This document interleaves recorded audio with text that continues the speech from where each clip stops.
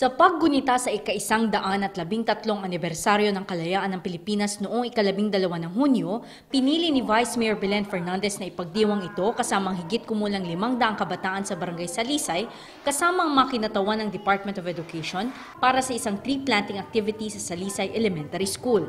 Ang aktibidad na ito ay bilang pakikiisa sa malawakang National Greening Program ng Department of Environment and Natural Resources na ipinanukala ni Pangulong Benigno Aquino III sa bisa ng Executive Order No. 23 na nagbabawal sa pagputol ng mga puno sa kagubatan sa bansa at ang pagpuproklama ng Pangulo sa taong 2011 bilang National Year of Forests in the Philippines. Napahanga ang Vice-Alcalde sa ipinakitang inisyatibo ng mga kabataan at opisyal ng Barangay Salisay upang maisagawa ang naturang aktibidad bilang pagdiriwang ng Araw ng Kalayaan. At upang pamunuan ng naturang gawain, naghandog ang Vice-Alcalde ng mga seedlings at personal na nagtanim ito kasama ang daang-daang bata sa Salisay at mga DepEd officials. Inihambing din ng Vice-Alcalde ang mga punong ito sa mga kabataan na kailangan din umunong pangalagaan dahil naniniwala ito ang mga kabataan ng siyang nagsisilbing kinabukasan ng bayan. Today is the celebration of the Independence Day at ako ay very much impressed sa ginawa ng Barangay Salisay Elementary School. Napaka-meaningful ang kanilang programa. Kasama dito ngayon ang ating tree planting together with about 500 children. At nakita natin ang ating pagtatanim ay hindi lang ganon sa pagtanim, kailangan natin siya i-nurture, alagaan at i-protekta. Ganon din ang dapat na gawin natin sa ating mga kabataan. Itong ginagawa natin ngayon is to show leadership na sila ay napakahalaga po sa atin. At sila ay dapat natin alagaan, protektahan dahil sila yung future ng ating bayan. Kasunod ding pinuntahan ng Vice-Alcalde ang Karatig Barangay sa Bulosan upang magtanim rin ng puno sa bakuran ng Bulosan Elementary School. Ang tree planting activity na ito ay kontribusyon ng Vice-Alcalde sa pagsugpo sa lumalalang problema ng mundo sa global warming.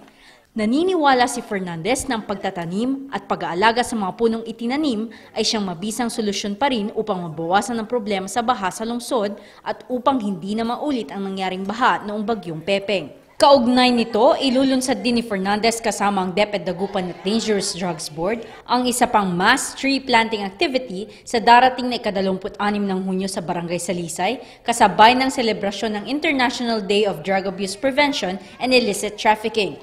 Ang naturang aktibidad ay may titulong Mahalin ang Kalikasan, Ingatan ang Kalusugan, Droga'y Iwasan.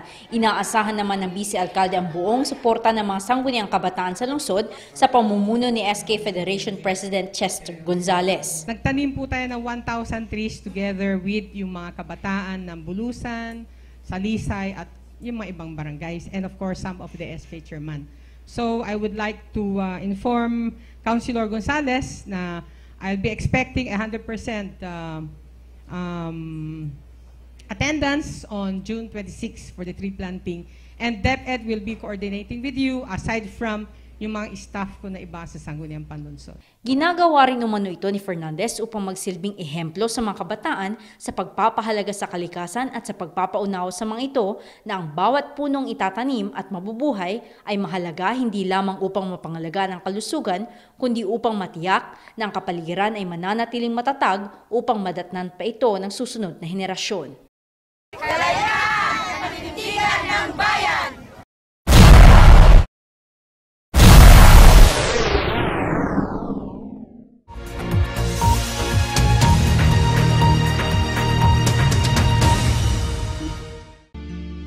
Alam niyo ba, ay dineklara ang June 20, 2011 bilang isang special non-working holiday sa Pilipinas upang gunitain ang ika-150 kaarawan ng pambansang bayaning si Dr. Jose Rizal noong ika-19 ng Hunyo.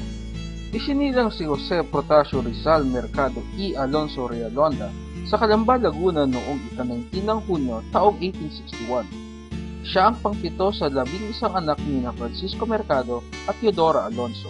Tinuturing si Rizal na isang henyo at isa sa mga pinakadakilang Pilipino sa kasaysayan. Noong panahong sakop ng Kastila ang Pilipinas, pinili ni Rizal na lumaban sa payapang paraan. Idinaan niya sa pamamagitan ng pagsusulat ang pagsisiwalat sa mga katiwalian ng mga Kastila. Ang kanyang mga nobelang Noli Me Tangere at El Filibusterismo ay ang mga aklat na nagmulat sa kamalayan ng mga Pilipino sa mga kalupitan ng mga Kastilang noong panahon niyon. Pinatay si Rizal sa edad na 35 noong ika-30 ng Disyembre taong 1896. Ang kamatayan ni Rizal ang siyang naging daan upang ipaglaban at makamit ng mga Pilipino ang kalayaang tinatamasa ng ating bansa hanggang sa kasalukuyan. Kaya naman sa kanyang ika-150 kaarawan sa June 19, mahalagang sariwain ng mga Pilipino ang ginawang sakripisyo ni Rizal at ang lahat ng mga bayaning Pilipino nagbuwis ng kanilang buhay para sa kalayaan ng ating bansa.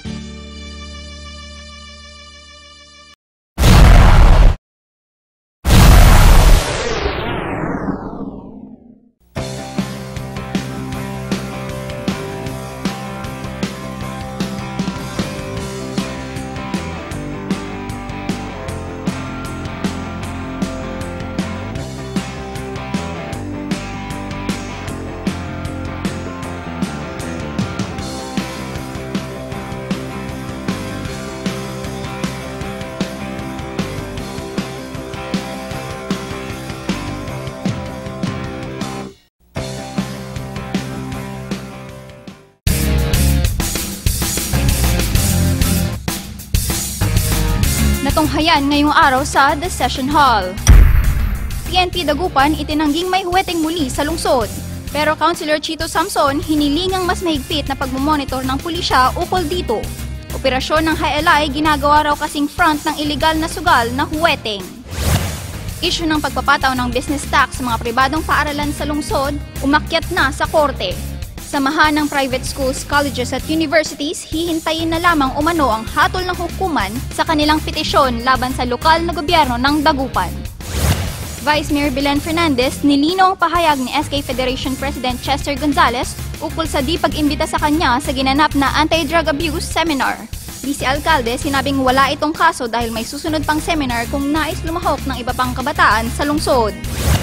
Araw ng Kalayaan, piniling ipagdiwang ni Vice Mayor Belen Fernandez sa pamamagitan ng isang mass tree planting kasama ang DepEd Dagupan at daan-daang kabataan sa lungsod.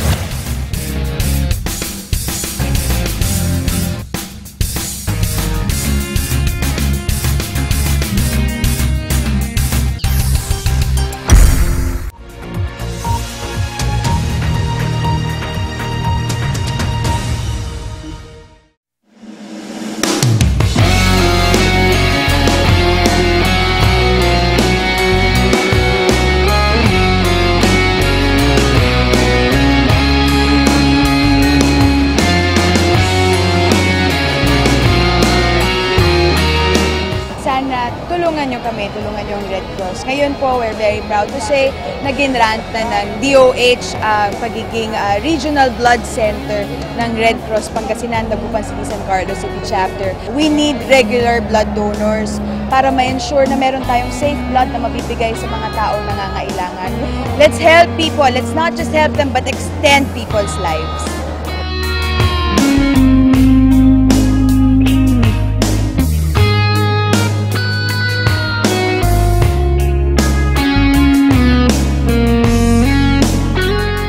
Save a life by donating 1/10 of your blood. Huwag kayong matakot na magbigay ng inyong dugo.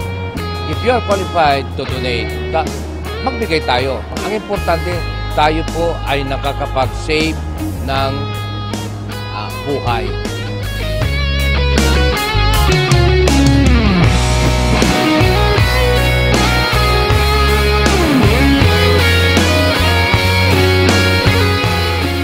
I would like to invite everyone to be a part of the Red Cross Day. At hindi lang ngayon, dahil sa hindi natin alam, in the future, it could be one of our beloved one or our relative or our friend who will be needing the blood. Kaya mag-donate po tayo. Ito, part of the CSI 25th anniversary. Kasama ko lahat ng mga empleyado at mga kaibigan nag-donate for today sa Red Cross.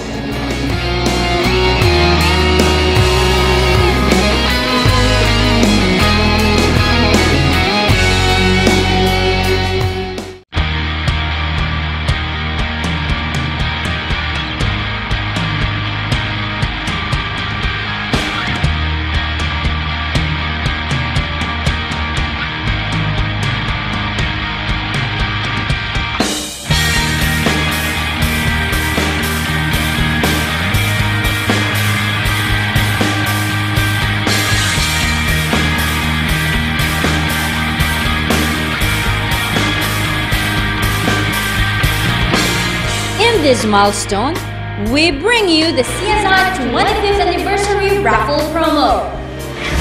With 25 netbook, 25 iPad 2, 25 Samsung 32 inches LCD TV at stake, and 5 Toyota Vios for the grand prize.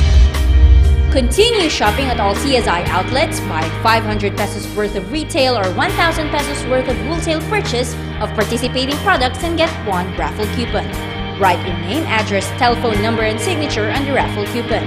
Drop and drop boxes at any CSI branches.